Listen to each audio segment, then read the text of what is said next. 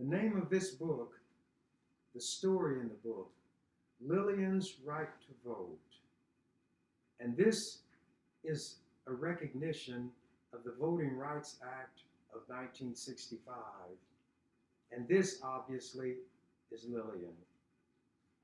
And it starts with Lillian climbing a very steep hill on a very warm day.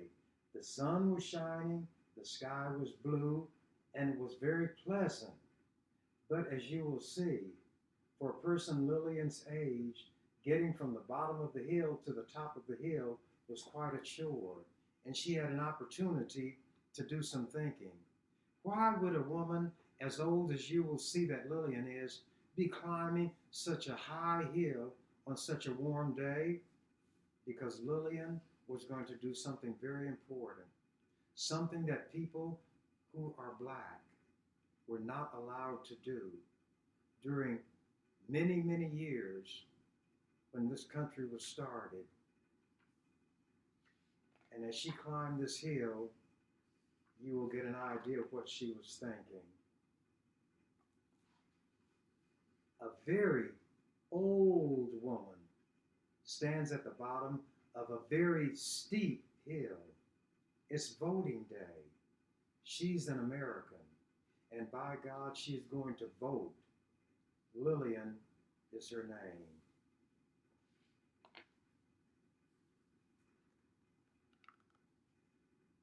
This picture will be explained. It's a long haul up that steep hill. It's a long haul when you've been alive for 100 years. It's a long haul when you've lived the life that Lillian has and walked as far in her shoes. When Lillian looks up, it's more than blue sky she sees. She sees history, and she thinks about history. Lillian sees her great-great-grandparents, Elijah and Sarah. They are standing side by side on an auction block. Sarah is holding their baby Edmund. They are being sold as slaves in front of the very same Alabama courthouse where rich white men and no one else are allowed to vote. And I'll show the picture again since you know what it talks about. These people are to be sold as slaves, like you would sell a cow, a pig, a chicken, a chair, or any other piece of property, because black people were not viewed as human beings. This gives an idea of Lillian walking up that hill and a thought she had as she walked. Lillian starts her slow climb up that steep hill. Though the sun shines brightly, Lillian sees a dark time from years long past. She remembers, she thinks about, in her mind, she sees her great-grandpa Edmund, now a grown man. He is owned by another man, forced to pick cotton from daybreak to nightfall. Right here in this country where it is written that all men are created equal. Yet, there was her great-grandpa, owned by another person. He sure doesn't have the right to vote. In fact, he doesn't have the right to do much at all until after the Civil War, which will end slavery. You'll find out who these two people are.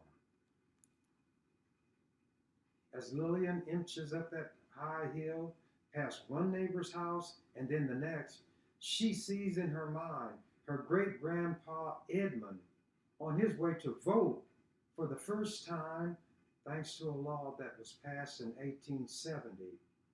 This law is the 15th Amendment to the United States Constitution. An amendment is a change. Something is added that was not there at first. And that amendment says that American citizens' right to vote shall not be denied or abridged. That means nobody can take your vote from you. Nobody can restrict or limit your vote on account of race, color, or previous condition of servitude. In other words, those black men who had been slaves were now allowed to vote, but not the black women, and in fact, no woman could vote at that time. Even though the law does not allow women to vote, great-grandma Ida is with her husband. Lillian feels their dignity and their pride as they enter that courthouse to vote for the first time.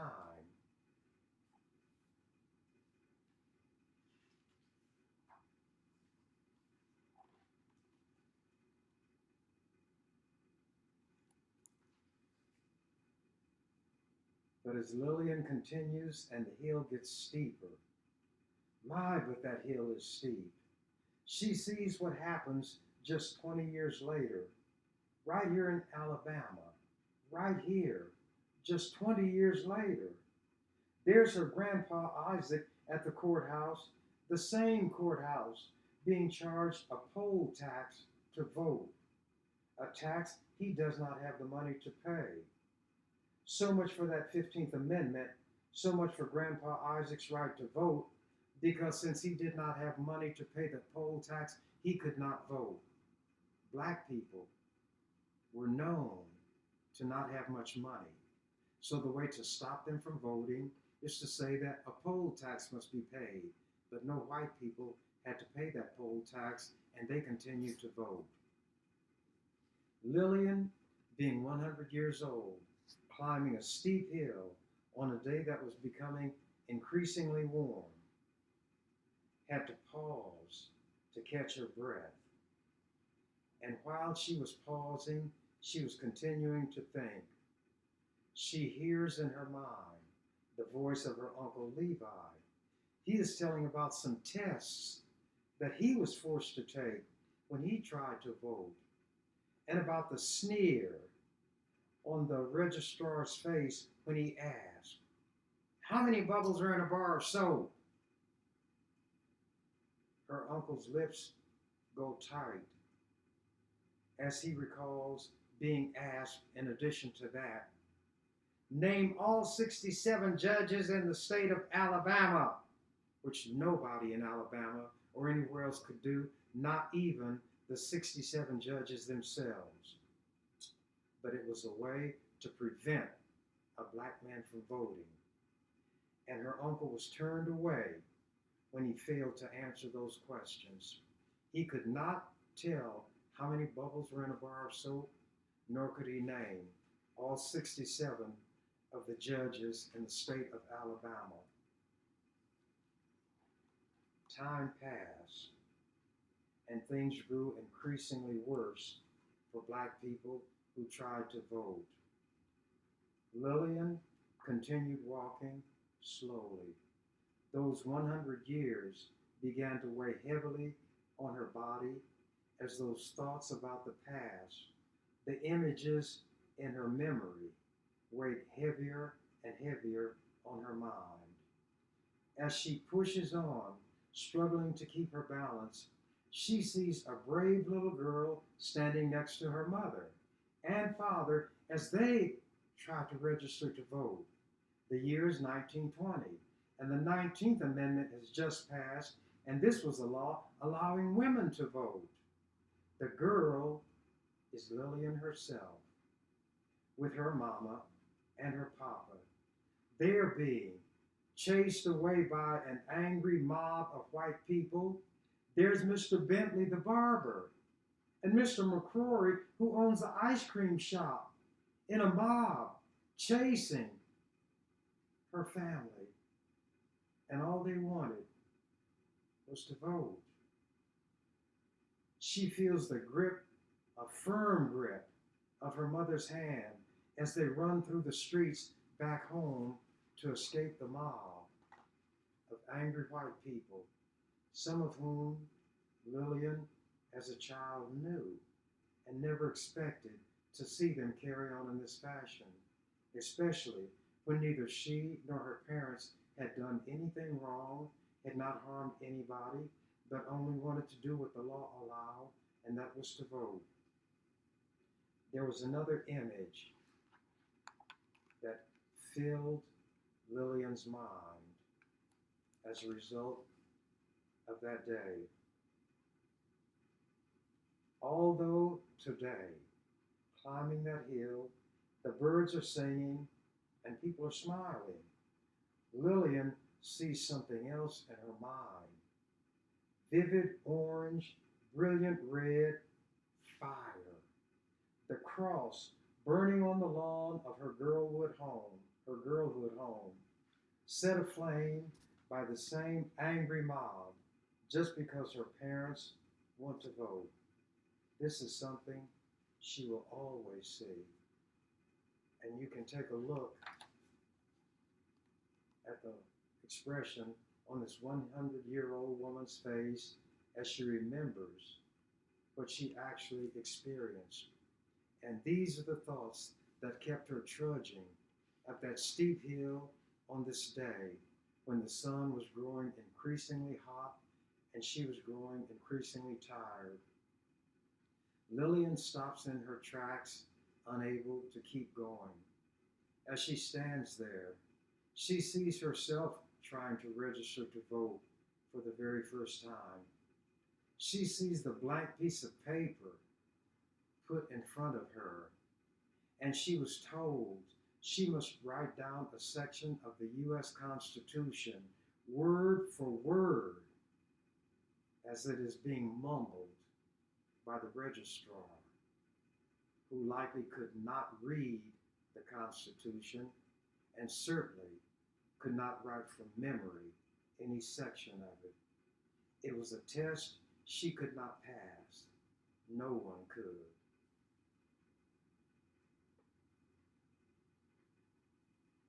As she was standing, trying to catch her breath, a young man approached. "Are you going to vote?" she asks the young man who passes her. "Yes, ma'am," he answers. "You better," she said, and she meant it. For Lillian sees the funeral procession in her mind as she walks up that hill. She sees it as though it's unfolding before her at that moment.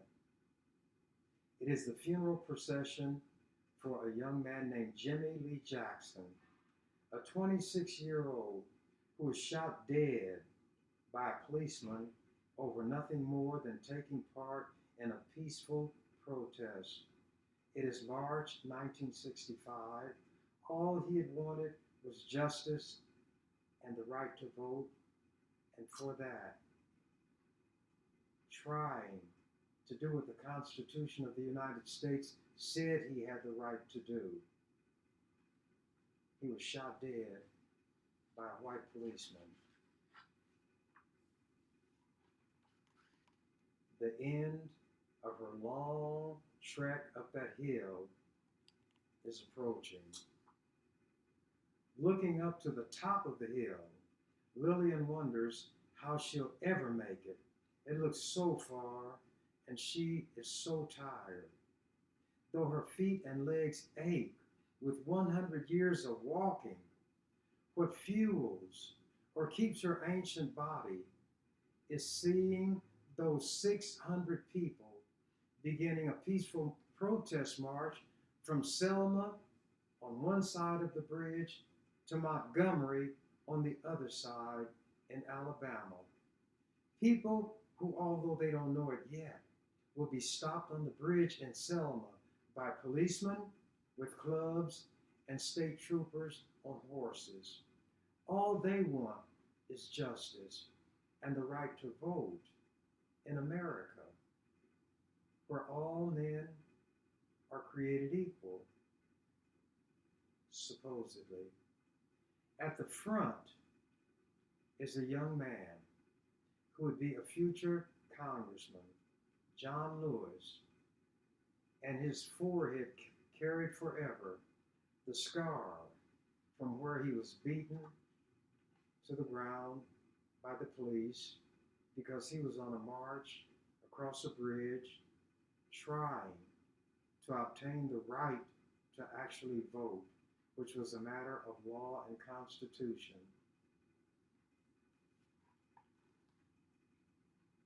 And these are some of the people who made it eventually across that bridge, not that day. As long as Lillian still has a pulse, as long as her heart still beats, as long as blood pumps through her tired old veins, as long as her brain contains memories and can think, she keeps on climbing, keeps on seeing. This time, the second march from Selma. This march also ends on the bridge, but in a prayer led by the Reverend Martin Luther King Jr., whose dreams of justice for African Americans are already famous. Wherever he went, he lifted people up with his words. Words are very powerful. Words can change people's conduct. Words can change the world. And his words still lift up Lillian, who, seeing the top of the hill, is not about to stop. Footstep by footstep, she keeps on going. Lillian, although walking alone, because of her memories and thoughts, is being accompanied by others who marched on a similar path.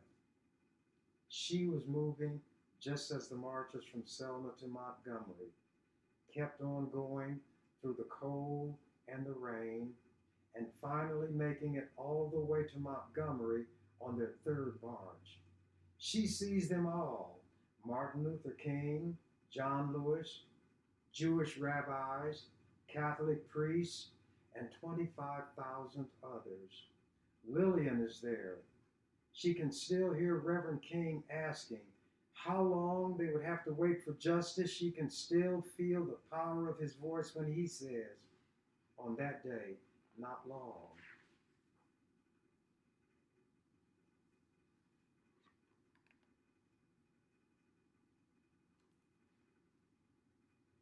And as she takes those final steps to the top of the hill, Lillian can still see how Reverend King was right. For she can hear the voice of President Lyndon Johnson on her TV saying to America, every American citizen must have an equal right to vote. There is no duty which weighs more heavily on us than the duty we have to ensure that right. All of us must overcome the crippling legacy of bigotry and injustice, and we shall overcome. Before Lillian walks through the doors of the building, where you better believe she will vote, she looks up and sees the same blue sky, the same sun shining, the sky brighter than any sky she's ever seen, that she saw on that August 6th, 1965 day. That was the day President Johnson signed the Voting Rights Act, the one law protecting all Americans' right to vote in every state and every town, the one law protecting Lillian as a full-fledged citizen of the United States. But it is a law which, even to this day, there are white politicians trying to take from black people through laws that will make it more difficult to vote, and in some cases, impossible to vote. They're called voter identification laws. The legislatures where white people sit in the majority are drawing the district boundaries so that black people will not be in a position to have their votes really count, because they will be scattered among districts where they're outnumbered by white people. So the full freedom and right to vote have not yet been obtained. Lillian, on that day in 1965, enters the building, and as she steps into the voting booth, once again, she sees herself stepping into the voting booth in 1965 for the very first time. And she knows full well she would not be standing here today were it not for the people who marched and the people who fought and the people who protested and the people who died for her right to vote. Lillian touches her finger to the lever, and because she is a citizen of the United States of America, protected by the Voting Rights Act of 1965, Lillian pushes that lever. Lillian votes. And to this very day, we're going to have to be vigilant. We're going to have to think and remember, as Lillian thought and remembered that day, 100 years old, climbing a very steep hill, very tired, very hot, but very determined to make sure not only that we don't lose the right to vote, but that we use the right. We must register, and then we must vote. Otherwise, all of these things that Lillian thought about, all the things she remembered, will have been done in vain. And those of us who have bestowed on us one of the most powerful weapons against racism, bigotry, and hatred, the most powerful tool to help bring us freedom, justice, equality, and our humanhood, will be lost. So register and then vote, so that all that was done by these people will not have been done in vain. And that ends the story of Lillian's right to vote.